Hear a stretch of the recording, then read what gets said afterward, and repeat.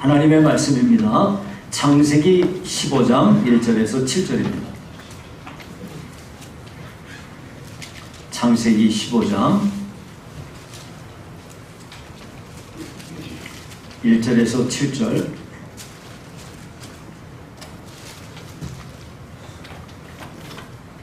제가 봉독해 드리겠습니다.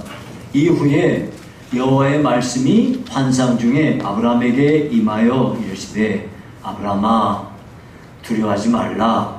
나는 네 방패요 너의 지극히 큰 상급이니라.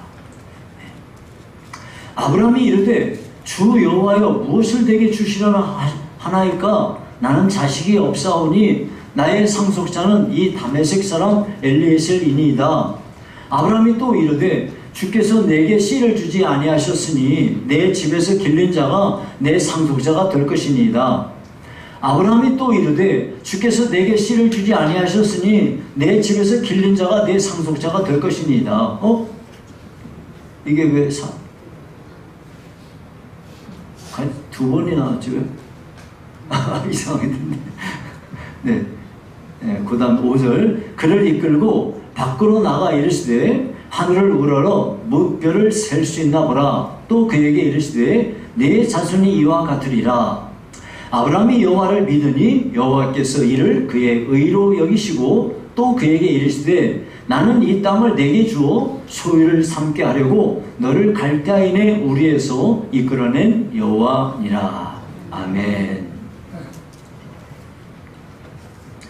잠깐 기도합니다. 살아계신 하나님 아버지, 오늘 하나님의 말씀을 함께 전하고 듣고자 합니다. 우리들의 마음 문을 열어주시며 하나님의 말씀이 우리 마음판에 떨어질 때 말씀의 씨가 잘 떨어질 수 있도록 옥토와 같은 마음을 성도들에게 주시옵소서.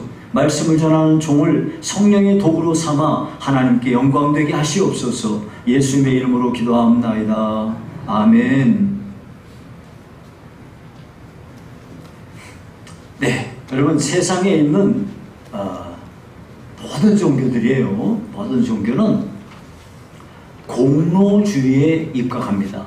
공로주의라는 게 뭐냐면 사람이 무엇인가 선한 일을 하고, 그리고 뭐 의로운 일을 하고, 그리고 성실하고 열심히 하면은 그 대가로 신께서 이 사람에게 복을 주고 그를 의롭다 하고 구원을 준다. 이런 내용이에요.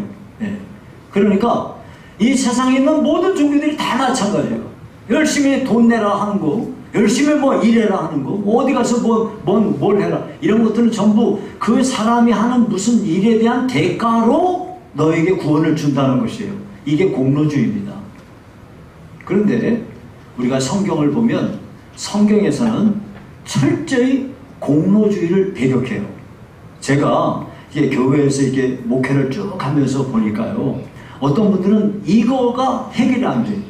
그러니까 교회를 이 사람은 오래 다니는데도 아무런 신앙의 진전이 없는 거야.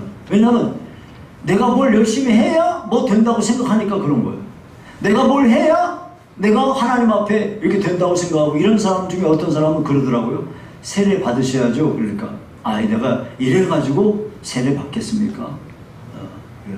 이래가지고 세례 못 받지. 죽을 때까지 절대 그 사람은 세례 못 받을 거야. 우리는 다 이래가지고예요. 사실 이 정도예요 우리가. 근데 우리는 하나님께서 우리를 긍휼히 여기시고 우리에게 세례도 주시고 각종 은혜도 주시고 믿음의 길을 가게 하는 거예요. 그런데 자기의 공로에 입각해서 성경을 보고 해석하려고 하는 사람은 완전히 딴 길로 가는 거예요. 그래서 여러분, 오늘은 하나님께서는 이러한 공로주의를 배격하고 사람의 믿음을 보시고 그것을 그의 의로 여기신다는 이 신앙에 대해서, 이걸 보고 뭐라고 하냐면 이신칭의. 여러분, 여기 주보에 보시면 거기 금주에 만나 있죠? 거기에 보시면 이신칭의 제목되어 있죠? 그 옆에 한자로 되어 있지 않습니까? 한자가 이자가 무슨 자냐면 써이에요. 이로써 써. 그 다음에가 믿을 신이요. 믿음으로써 그 말이에요. 이 신. 칭자가 뭐냐면 일컫는다 칭이에요. 의로울 의자예요. 네, 믿음으로써 의롭다 일컫는다. 이 말이 이신칭의예요. 그래서 여러분 이거는 매우 중요한 것이기 때문에 오늘 마침 본문에 나와서 이 본문을 가지고 여러분들에게 믿음으로 의롭다는 그 진리에 대하여 간단하게 말씀을 드리고, 또 그러면 하나님은 무엇을 믿는 그 믿음을 보시고 의롭다고 했는지 그 믿음의 내용이 뭔지에 대하여 잠깐 살펴보도록 하겠습니다. 네. 자, 먼저 이신칭의입니다. 자, 여러분, 하나님은 우리가 신앙생활을 함에 있어서 공로주의를 완전히 배격하는 거예요. 그래서 여러분, 어떤 사람은 교회에서 율법주의적인 신앙을 갖고 있어요. 대표적인 예가 뭐냐면, 당신 그렇게 해가지고 구원받겠어? 이 말은 완전히 율법주의적인 신앙에 입각했기 때문에 그런 생각이 나오는 거예요. 당신 그런 식으로 해서 구원받겠어? 당신이 그렇게 공로가 하나도 없는데 무슨 공로로 당신이 구원받겠어? 이 말이거든요. 그래서 이게 공로주의입니다.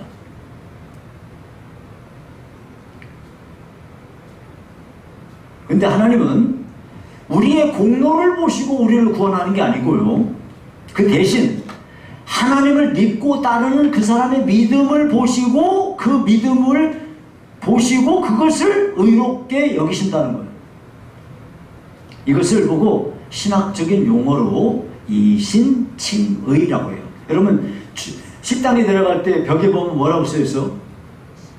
한자로 써있는데 뭐라고 써있어? 딱 말해봐요. 이신칭의? 거짓말 마세요. 무슨 이신칭이 되겠어요? 완전 100% 거짓말인데요. 식당에 내려가서 뭐 한자로 오늘 내려가다 보세요 좀. 그럼 뭐가 있으면 좀 봐야지. 거기 뭐라고 되냐면 이신득의. 이신득이라는 말은 뭐냐면 믿음으로써 의롭다함을 얻을 득자, 얻는다 그 말이에요. 그러니까 이신칭의라고도 하고 이신득의라고도 해요.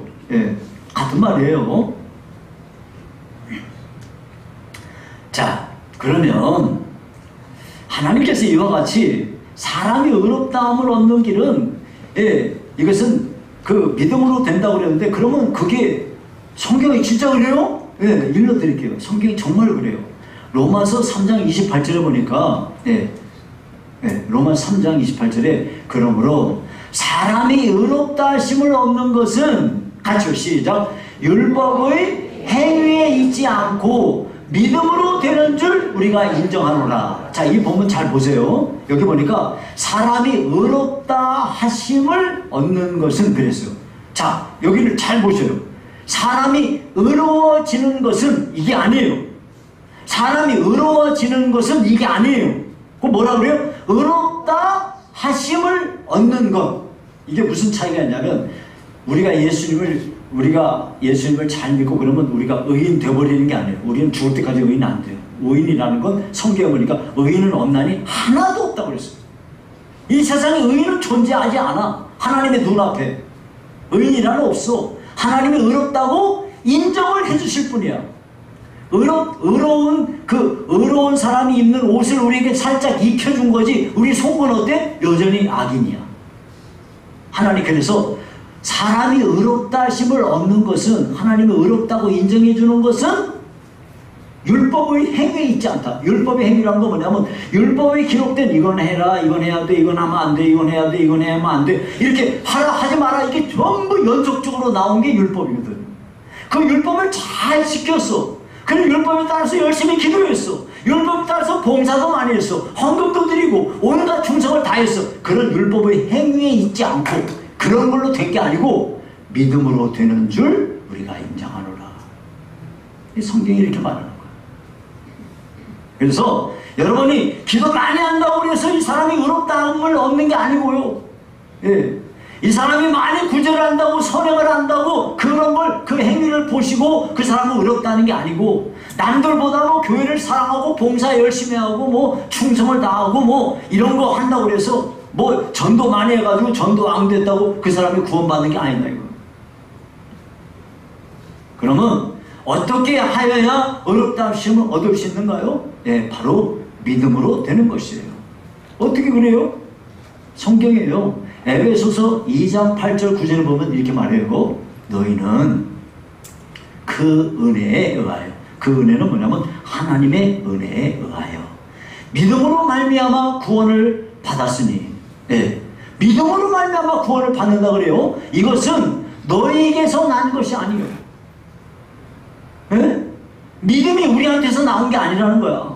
믿음으로 구원받는다고 그랬는데 믿음은 우리한테서 나오는 게 아니야. 하나님의 선물이라. 믿음은요, 내가 믿으라고 해서 믿어지는 게 아니고 하나님이 공짜로 값없이 거저 그냥 주는 게 믿음이야. 아무나 믿음이 안 생긴다고. 하나님이 믿음 줘야지 믿어지는 거야. 하나님의 선물이라.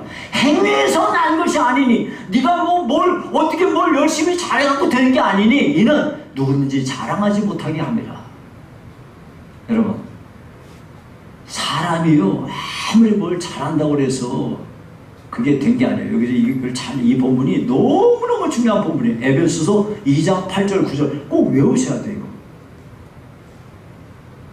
성경 암송대 그거 하나도 안 외웠어도 회개하고요. 하나님, 제가 교회에서 이거 하는데 제가 참 진짜 안 한다고 내가 했는데 회개하고요. 그 회개빵으로 요거 에베소서 2장 8절 9절 요거만 외우면 다 탕감이 되는 거야. 탕감이 돼. 요거만 외우면.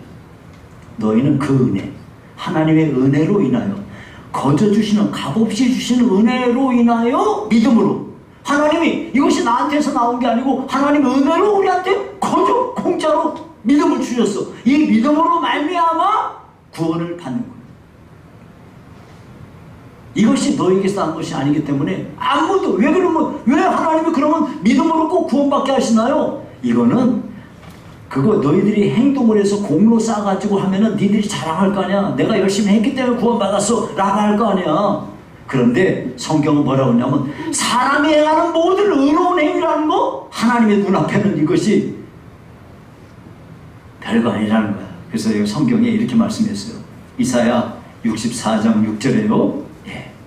무릇 우리는 다 부정한 자 같아서 우리의 의는, 지금 말하는 대로 공로? 내가 뭐 열심히 잘했어? 선행을 했어? 노력 많이 했어? 이런 의는 다 더러운 옷 같으며, 하나님의 눈앞에 우리가 뭐 선하고 열심히 한 것처럼 해도 하나님의 눈앞에는 더러운 옷 같다는 거야. 우리는 다 잎사귀같이 시들므로 우리의 죄악이 바람같이 우리를 몰아가나이다. 우리한테는 안 나와, 어려운 게. 그래서 하나님은 믿음이라는 길을 통하여 우리에게 구원의 은혜를 베풀어 주시기 원하신 것입니다.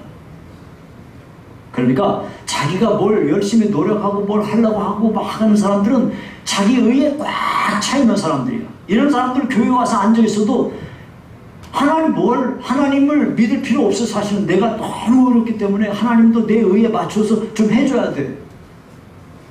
나는 너무 어려워. 근데 하나님이 나를 좀 인정 좀 해주고, 내가 나는 진짜 법 없이도 살아. 나만큼만 해봐. 이런 의의가 꽉 차 있는 사람이야. 그러니까 이런 사람은요, 그런 사람은 세상에 제일 교만한 사람이 누구냐? 바로 그런 사람이에요. 여기 와서 교회 와서 앉아서 예배 드린다고 하지만 자기 의에 꽉 차가지고, 이런 의에 꽉 차 있는 사람은 특징이 뭐냐면 얼마나 남을 정죄를 잘하는지 몰라.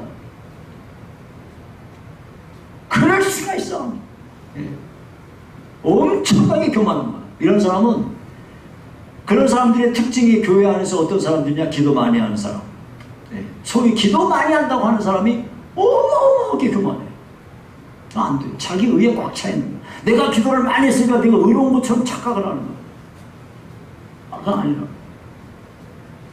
정말로 기도 많이 해서 은혜를 많이 받은 사람은 내세울 게 없다는 것을 깨닫게 돼요. 내가 참 부족한 자구나. 죽을 때까지 노력해도 안 되는 거구나, 나. 그러니까 하나님만 의지해야지. 이런 결론에 도달하게 되는 거예요. 여러분, 그래서 이런 이유 때문에 하나님께서는 아브라함이 하나님을 믿음에 이것을 그의 의로 여기시고. 이 본문 한번 다시 봅시다. 여기 본문이 몇 절인가요? 15장 몇 절에 나와요 그게? 그 몇 절에 나오나? 6절이요. 네? 6절이네요? 6절 좀 펴주실래요? 자, 여러분 같이 읽어봅시다. 시작. 아브라함이 여호와를 믿으니 여호와께서 이를 그의 의로 여기시고. 예, 아브라함이 뭐 내놓고 뭐 이런 거 잘해가지고 하나님의 글을 보시고 의롭다 한 게 아니고, 아브라함이 여호와를 믿으니 여호와께서 이를 그의 의로 여기시고, 이렇게 말씀하시고. 그래서 신약 성경이든 구약 성경이든 성경 전체에 쫙 이어지는 맥락이 뭐냐면, 성경은 철저히 공로주의를 배경하는 겁니다. 우리는 오직 하나님을 믿는 그 믿음으로 하나님 앞에 의롭다함을 인정을 받는 것이고, 하나님 앞에 구원의 길을 얻는 사람이 되는 거예요. 그러니까 여러분, 홀이라도 여러분들 가운데 성경을 열심히 읽으십니까? 남달리 교회를 사랑해서 봉사를 많이 하십니까? 여러분들 어떤 사람은 정말 하나님의 감동 주셔서 헌금을 남보다 많이 한 사람이 있어요. 그렇게 하십니까? 그건요, 그걸 가지고 여러분이 내세울이 한다면 여러분들은 공로주의의 함정에 빠지는 겁니다. 여러분들, 우리가 어떤 일을 했더라도 하나님의 은혜로 한 거예요. 하나님께서 은혜로 나에게 주셔서 한 것이면 그걸로 충분히 감사하고 거기서 끝나야 돼요. 이걸 가지고 내가 어떻게 했는데 뭐, 저는 지금도 잊을 수가 없어요. 삼척에서 우리 집사람이 한 3번인가 그랬는데요, 회의 중에 딱 교회가 여기밖에 없어? 그러면 딱 나가. 그러면 또 아내가 또 같이 한 번 같이 하는 거야. 교회가 여기밖에 없어. 그리고 둘이가 딱 나가. 그리고 그 다음날 와서 무릎 꿇고 빌어. 뭘 이렇게 3번이나 그런 걸. 그 참, 교회가 여기, 내가 뭐라고 한 것도 아닌데 스스로 화가 나가지고. 참. 여러분이 보세요. 제가 뭐 막 회의 중에 막 화나게 막 잘 하지도 않는데, 어쨌든 자기 의에 도취가 되어 있는 그런 현상이 옵니다. 네. 하나님은 아브라함이 하나님을 믿는 그것을 보시고 기쁘셨어요. 아, 얘가 나를 하나님으로 인정하고 있구나. 내가 이 아브라함을 향한 나의 뜻이 있는데 얘가 정말 이것을 이룰 수 있겠구나. 이렇게 하나님이 기뻐하시면서 그 믿음을 보시고 그것을 의로 여기시게 된 거예요. 한마디로 의인의 옷을 그에게 입혀주신 것입니다. 자, 그러면은 이신칭에 대해서는 뭐 여러분이 이제 그렇게 했고요. 그러면 아브라함이 하나님을 믿었다고 그랬는데 하나님의 무엇을 믿은 거예요 대체? 하나님의 무엇을 믿었길래 하나님이 이렇게 아브라함을 보고 어렵다고 하신 것일까요? 첫 번째, 아브라함은요, 하나님이 방패이심을 믿었습니다. 1절에 보시니까요, 1절에 아브라함아 두려워하지 말라. 나는 내 방패요 너의 지극히 큰 상급이니라 그랬어요. 여기 보니까 하나님께서 나는 너의 큰 상급이다 그랬어요. 하나님께서 나는 내 방패다 그렇게 말씀하셨거든요. 여러분, 그런데 이 이야기가 왜 나온 거냐면, 아브라함이 가나안 땅에 살고 있을 때 그 가나안 땅에서 그 메소포타미아 지역의 4개 도시국가, 지금으로 말하면 큰 나라가 아니고 옛날에는 뭐 예를 들어서 광명시, 광명국, 뭐 대전국, 부산국 이렇게 해서 한 도시가 나라를 형성하는 형태였단 말이에요. 그래서 이 메소포타미아 지역의 4개 도시국가가 가나안 지역의 5개 도시국가를 연합한 이 연합전쟁이 벌어졌어요.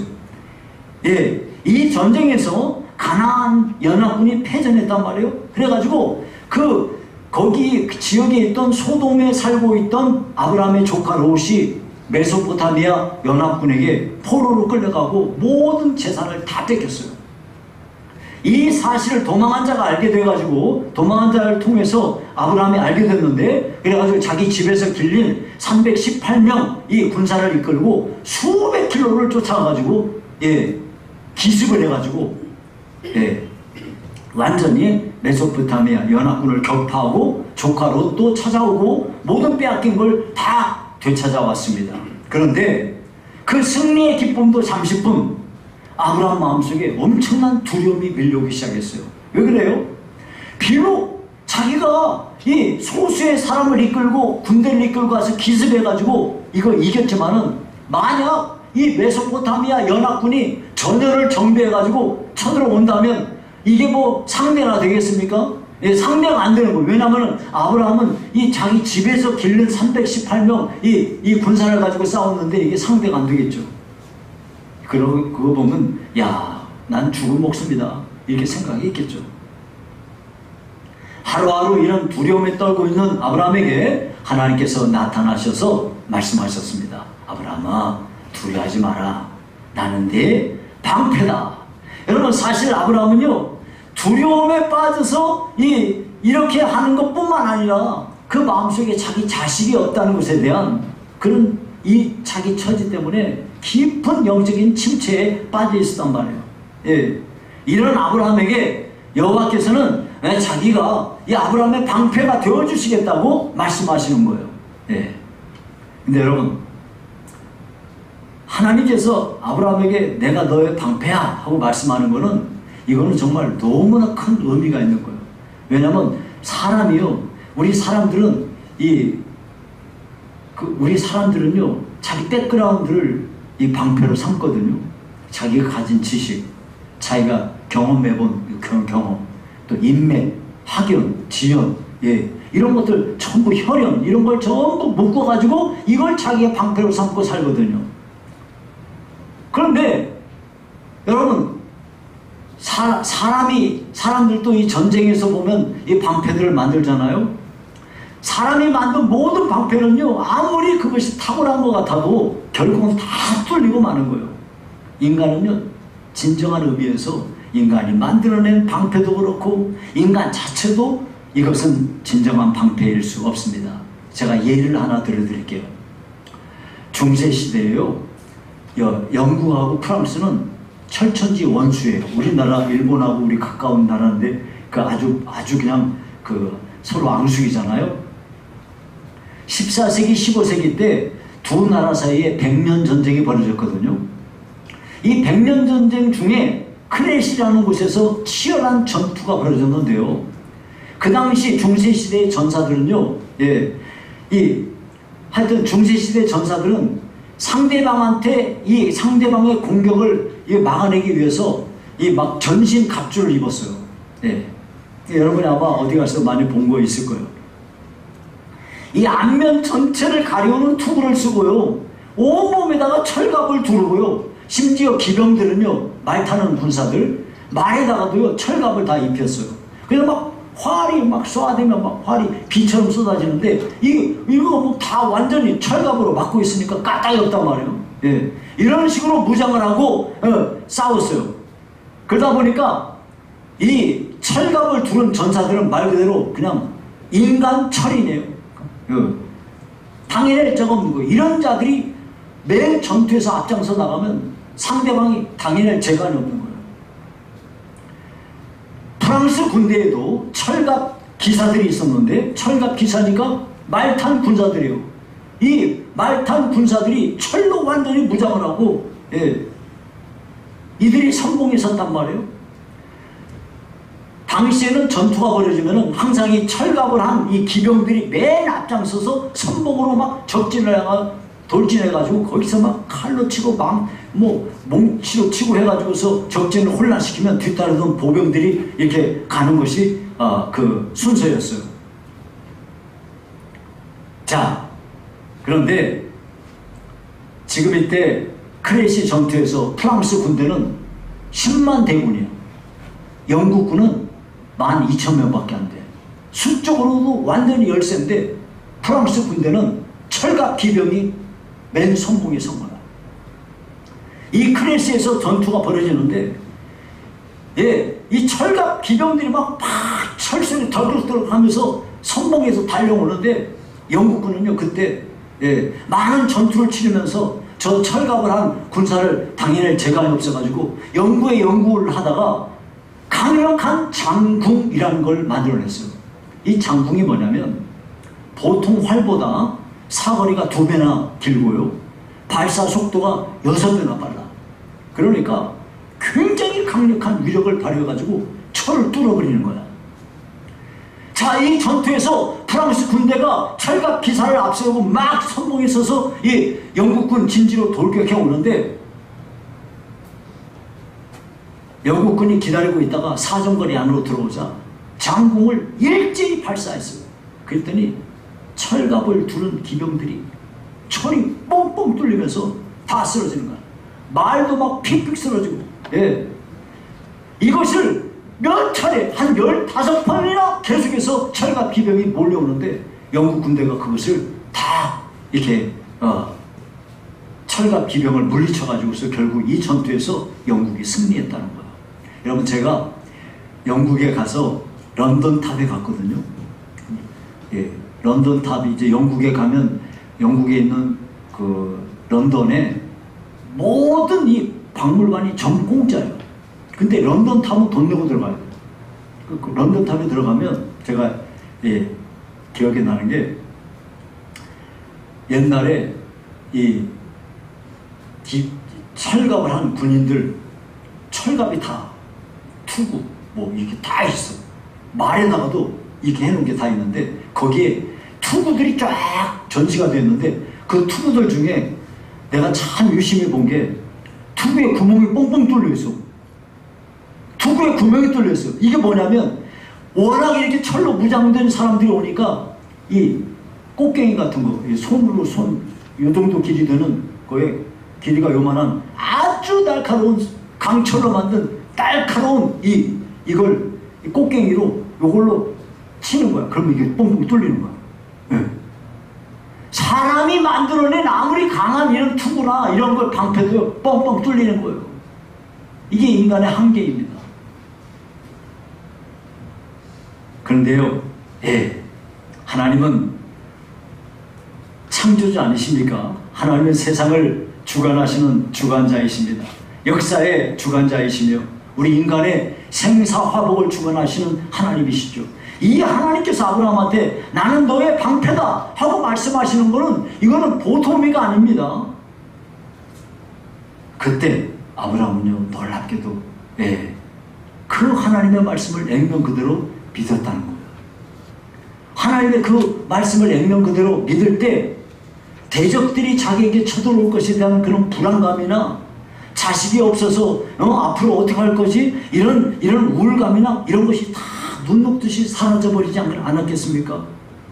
이렇게 아브라함이 하나님의 말씀을 믿고 자기에게 자기 삶의 모든 것을 맡기는 것을 보시고 하나님은 그의 믿음을 그의 의로 여기셨던 거예요.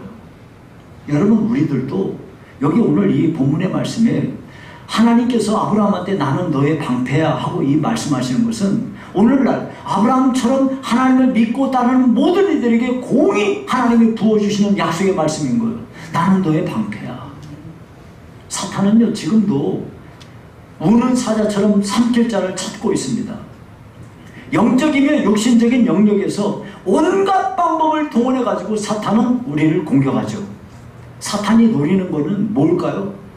사탄이 살아있는데 하나님이 살아계신 것처럼 사탄이 살아서 역사하면서 뭘 노릴까요?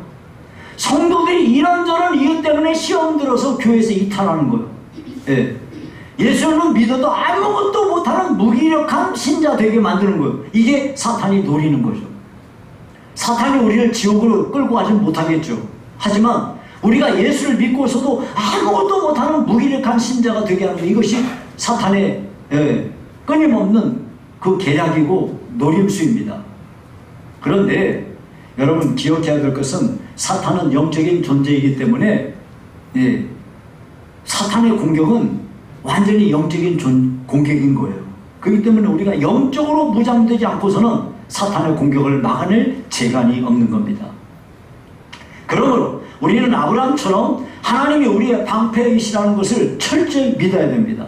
이 믿음의 방패를 들고 사탄의 온갖 공격을 막아낼 수 있어야 되는 거죠. 우리가 만약 하나님께서 나를 지키신다는 굳건한 믿음 위에 서기만 한다면 사탄은 절대 우리를 넘어뜨리지 못할 거예요. 하나님이 나의 방패이심을 믿는다. 이 믿음의 방패를 들고 우리가 승리해야 됩니다. 자, 그러면 하나님께서 아브라함아 나는 너의 방패야 하고 말씀하시는 것은 다름 아니라 우리가 우리 인생의 삶의 모든 영역에서 하나님의 보호하심, 하나님의 인도하심을 완전히 믿고 산다는 것을 말하는 거예요. 하나님의 이걸 보시고 우리 삶의 모든 영역에서 하나님의 보호와 하나님의 인도하심을 믿고 사는 그 믿음을 보시고 하나님이 그에게 그를 하나님께서 의롭다 여기신 거예요. 그러니까 여러분 하나님이 아브라함들로 아브라함아 나는 너의 방패야 하고 말씀하시는 것은 오늘날 우리에게도 우리가 이 세상을 사는 동안에 하나님의 보호, 하나님이 나를 완전히 보호하실 거예요. 하나님이 나를 좋은 길로 인도하실 거야. 내 삶의 모든 영역에서 하나님을 인정하는 성도가 되는 걸 보고 이 믿음을 보시고 의롭다고 인정을 해주시는 거예요. 그러니까 여러분 꼭 그렇게 되어지시길 바랍니다. 두 번째, 아브라함은 무엇을 믿었나요? 아브라함은요 자신이 큰 민족을 이루게 될 것을 믿었습니다. 5절에 보니까 그를 이끌고 밖으로 나가 이르시되 하늘을 우러러 뭇별을 셀 수 있나 보라. 또 그에게 이르시되 내 자손이 이와 같으리라 그랬어요. 여러분 이 말씀은요 하나님께서 아브라함의 자손으로 하여금 큰 민족을 이루게 할 것이다 그 말이에요. 안타깝게도 우리는 서울에 살다 보니까 하늘의 별이 그렇게 많은 것을 모르고 살아요. 예. 저는 여러분들이 저 요르단에 가서 요르단에 그 사막에 가가지고 들어누워서 밤하늘의 별을 좀 볼 수 있으면 좋겠어요.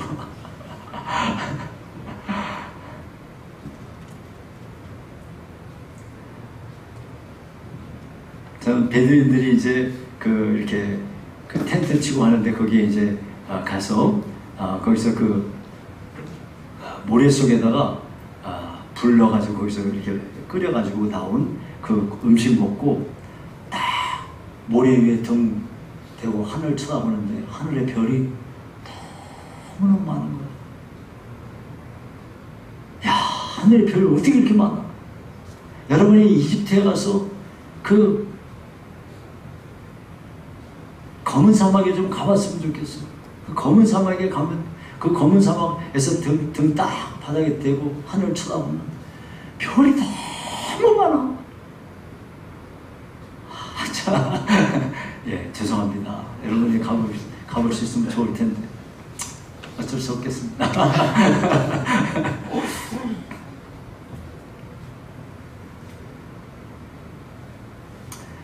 그런데 아브라함이요. 여러분 생각을 해보세요. 하나님이 아브라함을 부르실 때가 나이가 75세 때 불렀거든요. 근데 하나님이 그때 부르시면서 성경에 약속했어요. 창세기 12장에 아브라함 내가 너로 큰 민족을 이루게 할 거야 하고 약속하셨거든요. 근데 그 약속을 한 지 25년이 지났어요. 25년 동안 자식은커녕 콧배기도 안 보이는 거야. 그러니까 지금 여기에 본문에서 아브라함이요 엄청 속상한 거예요. 하나님께서 아브라함 내가 너의 방패야 이렇게 말씀하니까 사실 하나님께 불만이 있어요. 그래가지고 푸념을 늘어놓는 거죠. 예, 2절에 이렇게 말했어요. 아브라함이 이르되 주 여호와여 무엇을 내게 주시려 하시나이까. 나는 자식이 없어요. 그러니까 나는 내 상속자는 이 다메섹 사람 엘리에셀이에요. 그리고 3절에 또 말해요. 3절에 주께서 내게 씨를 주지 아니하셨으니 내 집에서 길른 자가 그냥 내 상속자 할 거예요.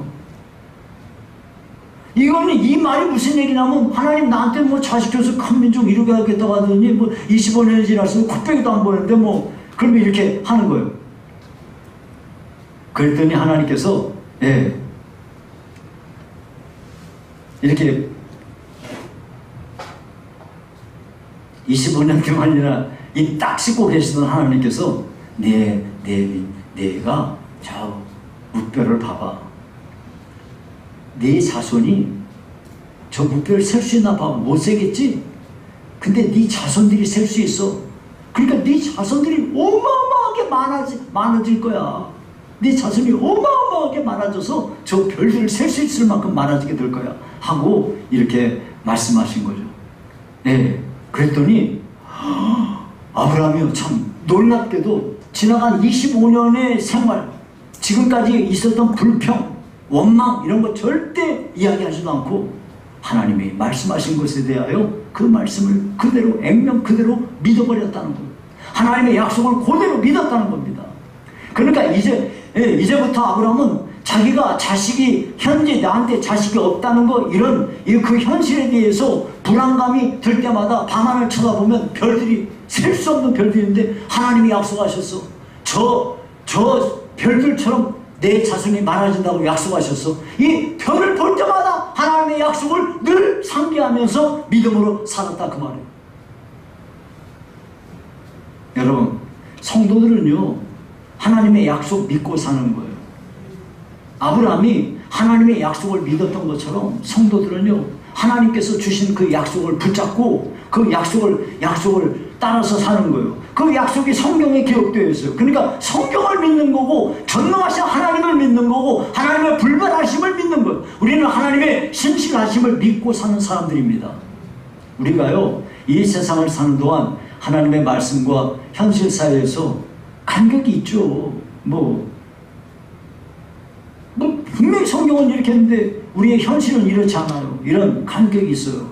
이것으로 인해서 신앙에 회의를 느낄 수도 있고 어떤 사람은 좌절하는 경우도 있어요. 그러나 우리는요 아브라함이 밤하늘의 별들을 바라보면서 하나님의 약속을 상기하고 그 약속을 붙잡고 살았던 것처럼 우리들도요 성경을 통해서 하나님의 말씀을 꽉 붙잡고 살아야 돼요. 아브라함의 경우는 하늘의 무별들을 보여주면서도 무별을 봐. 네 자식이 저렇게 많아질 거야 하고 약속을 하신 것처럼 성경에 하나님 우리한테 무슨 약속을 하셨어. 그러면 어떤 일을 볼 때마다 하나님이 나한테 이 약속을 주셨어 하고 그 약속을 항상 상기하면서 약속을 붙잡고 살아야 된다는 거예요. 세상은 변해고요. 사람도 변해요. 인심도 변해요. 그러나 하나님은 절대 변하잖아요. 하나님의 약속인 성경도 변하지 않습니다. 그러니까요 우리가 아브라함이 하나님께서 무뼈를 봐. 너의 자손이 저렇게 많아질 거야 하고 말씀하신 거 그것처럼 우리는요 이것을 통해서 하나님을 믿는 신앙, 하나님이 약속하신 성경을 믿는 신앙 이 위에 굳건히 서야 되는 거예요.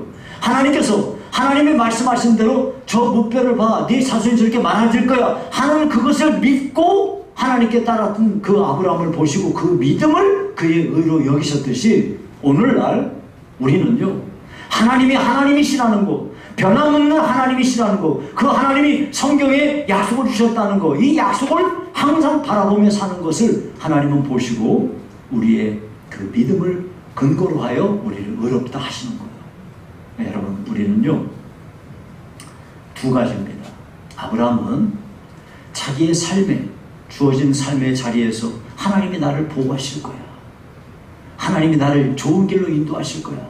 내 삶의 모든 영역에서 하나님을 인정하는 그 믿음, 그리고 하나님이 내게 약속하신 그 약속을 항상 바라보며 그 약속 붙잡고 사는 그 믿음, 그걸 보시고 하나님은 우리에게 의롭다 하고 인정해 주시는 거예요. 오늘 우리의 삶 속에서 하나님을 인정하는 신앙, 하나님이 우리의 삶의 저 멀리에 있는 그 미래에도 하나님이 약속하신 그 약속이 분명히 이루어질 것을 항상 바라보고 사는 그 사람, 그것을 보시고 하나님은 우리를 의롭다 하시는 것입니다. 이제 말씀을 맺습니다. 여러분, 모든 것이 불확실한 세상입니다. 언제 어떤 일을 당할지, 어떤 어려움이 내 앞에 턱 하고 자리 잡을지 우리가 그걸 몰라요.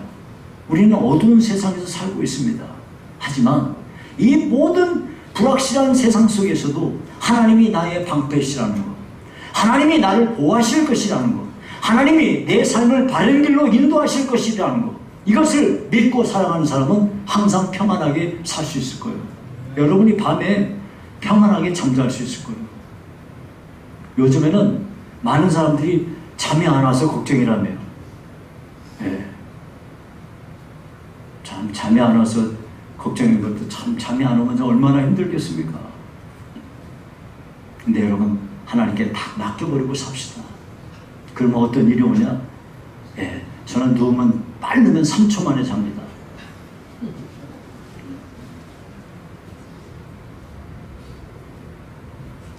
아마 더 빠를 수도 있어요. 1초 만에 잘 수도 있어요. 눕자마자 바로 그냥 아무것도 모르고 자버리니까.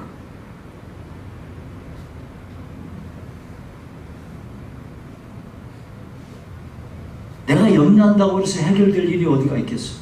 하나님께 맡겨버립시다. 여러분, 모든 것이 다 변해도 영원히 변치 않는 게 있어요. 하나님은 절대 변하지 않으세요.